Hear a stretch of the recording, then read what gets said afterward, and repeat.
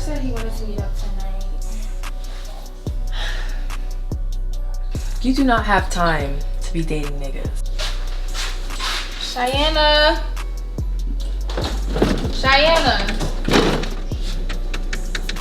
Honestly, I just feel like everybody comes in my life and just leaves. So you saying you want me to stay? Of course I do. I'm here. Listen, this is dope. If you know how to do ad-libs, find words, ins and outs, meanings, all that. Yeah, it's amazing. And he took me out my comfort zone. Just different. Okay, so what about the shootings? What about the serial killer friends? And what about his girlfriend? You think he's just gonna forget all that and ride off into the sunset with you? I'm about to take a drink. It's cold.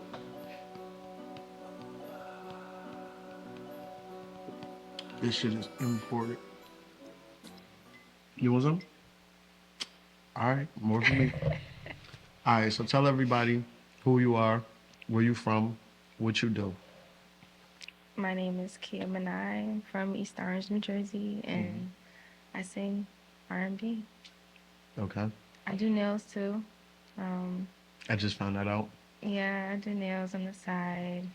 I like to braid hair here and there, and bake And act. and act. So we just wrapped up season 2 of Spoken Third finally. This is the wrap up podcast because I had to set all of this stuff up to do a mock podcast. And I'm like, why the fuck we don't do a real one? We got the star, we got her, we got Maya in the building. Yeah, Big Maya. So explain in your words, because I never asked you in your words, explain how it was like when I first reached out to you to do this and what were your initial thoughts and how did you feel about it? At first I was shocked.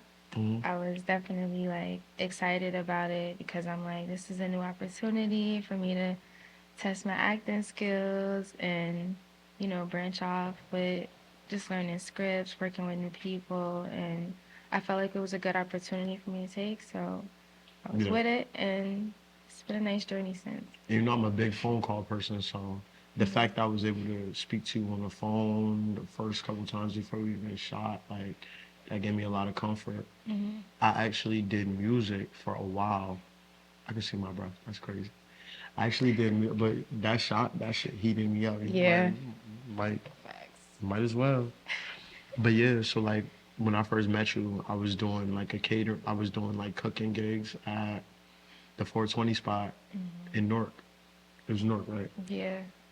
And I remember on one of my last days there, you were singing and you sounded amazing. And I was just like, I wasn't really in my music bag because I got out of my music bag. But I just remember it like, okay, you were a unique person and you stood out to me. So when I casted Maya, there was actually a girl who I did Maya with and we did a few shoots and they're still on my computer and everything. But because of scheduling, she got a new job. You know, she does a lot of modeling. She wasn't able to do it anymore. So then I just started thinking, okay, what can I do to make the character have more depth? And I'm like, Spoken Third is like music. It's supposed to be more music than drugs and all of the stuff that's going on. So I figured, why don't I make it more music and make the girl Maya a singer? Right. And I was just like, what singers do I know? So I just was like, hit up a few people. And, you know, every time you work with artists and stuff like that, it's kind of iffy situation. And then I was like, Monita Kai, because I hit up Monita Kai. I'm like, that girl that sung, I need her. I need her Instagram. Where is she? And then ever since then, it was a wrap. Right. All of the girls from Spoken Third, I call them my baby cousins because they like family to me, even if we not that cool. And it's just like, I don't know. So when I told you about the character and you actually started playing as the character, Right. did you like the character? Was it unfamiliar territory? Can you explain a little bit? Surprisingly, Maya is very similar to like my actual life, Mm-hmm. I could relate to her in a lot of ways, and I feel like if at first it was scary because I'm like, how does this man know so much about like how I think, my mindset, like things I be going through? I'm like, how does he know? Mm-hmm. But I feel like it was just divine timing, and I feel like I was able to relate to Maya a lot, and it helped me, act out the roles a little bit better because it's more natural. Like I don't have to overthink Yeah. while I'm working. So And I just I had a enjoyed that. I had a talk with Double too, like a couple weeks ago, when it came to me fleshing out characters, and the inspiration from Maya was like basically a lot of the women that I'm around, where it's just like, college life and struggling and trying to find a career path is always like something that everyone goes through.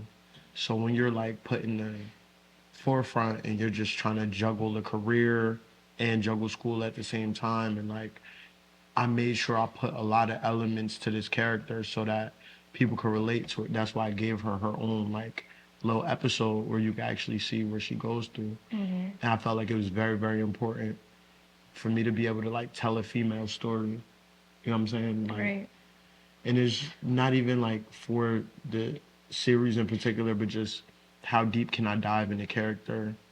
How can I put her out of her comfort zone, put her back in her comfort zone, put her in unfamiliar territory, and have that actually influence her? Like, without saying too much about the series, like, Maya is probably my favorite character in season two. Stop. Definitely. And part of it is because of the fact that the ideas I have for her, and the other part is because of how you acted it out, how you were on screen without me even in any of the scenes. Like I wrote everything. Like it's just like the just watching the universe unfold, watching these people talk bad about me in the series, Ra's character, this guy, that guy, and then Double's character, and then having you on screen accidentally with both of those people who then had whatever they wanted to say about me, maybe had attempts on my life and all kinds of, and you just oblivious and you just asking them questions like Right. you have no idea. Like, baby girl, you talking to some killers. Like, you need to chill out. For real. Like, you need to chill out. But yeah, I just felt like it was just nice to get this done. I cracked open this bottle for you, and it's lit. I mean, you could just go and just see how it is, and see if you can like try to play with it and turn it back on. Anything else you want to talk about? Real quick, real quick. Mm, Like, how do you feel about the writing? How do you feel about like what scenes did you like the most? hmm. I had a lot of fun scenes. Like I feel like my pizzeria day scene where we I was love that inside the scene. house and um she was dancing on the pole. I done took you everywhere that Yeah, day. that I was just was like fun. the Maya episode. That was when I told you I was like, listen, we are gonna shoot all day. No facts. That was fun. The studio scene was cool. I love the studio scene. Um, I'm still nervous. Like I'm ready to see how scene went. Yeah, we're not gonna talk about that. I'm gonna cut that part out because you're not talking about that part. But Yeah. yeah, no. So it's just like, yeah, you're not gonna see that. Y'all not gonna see that. I'm gonna keep talking about it. I'm gonna leave that part. I'm gonna keep saying y'all not gonna see that, and y'all not Yeah. gonna see that. But That part. I'm gonna mute that part. That was cool. But yeah, no, it's just like it's complex. You Mm-hmm. know, my character went through a lot in the first season, and it's more so season two is like me coming to terms with the fact that this is how my life is now. I Mm-hmm. lost a lot of people. I probably will continue to lose people. And now I just have people digging into my private life. Whether Maya knows it or not, she's like one of those people that, because of the information that she was able to gather, it serves a point to like the fact that like you can't run away from your past, and that's that's a story that's super important. That's kind of like me trying to leave and go to Florida or whatever, and then come back and think that everything's good. Like, it's not good. Right. It's not. It's not good. As soon as I get back, like shootouts after shootouts. Like I got to man up. I got to do this. I got to do that. Like, so how do you feel like it was with the scripts? You know, you were talking to me after, well, beforehand. Like, Yeah. how it was easier towards the end. Yeah. Personally, I feel like in the beginning of the casting, like in the shooting, it was harder for me to memorize my lines. But as the days go on, the more scenes that we shoot, the more I start to really like put myself in the story and understand I was what's just about to say that happening too. through the scripts. Like it's easier to start playing out. Yeah, because part of it is actually learning how to do it, Mm-hmm. and then the other part is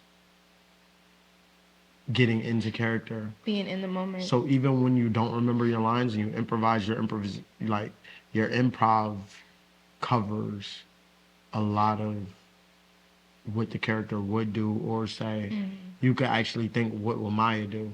A lot Right. of characters are based off of themselves, off of their real lives, and like that's why it's so hard for me to try to tell certain people to tone it down because they're just this all the time.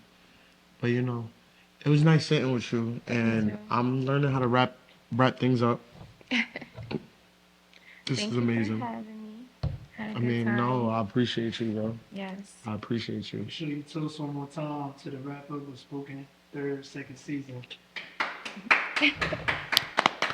Wrap it up. It's a wrap. We wrapping it up, bro. We wrapping it up. Take a shot. Stay tuned.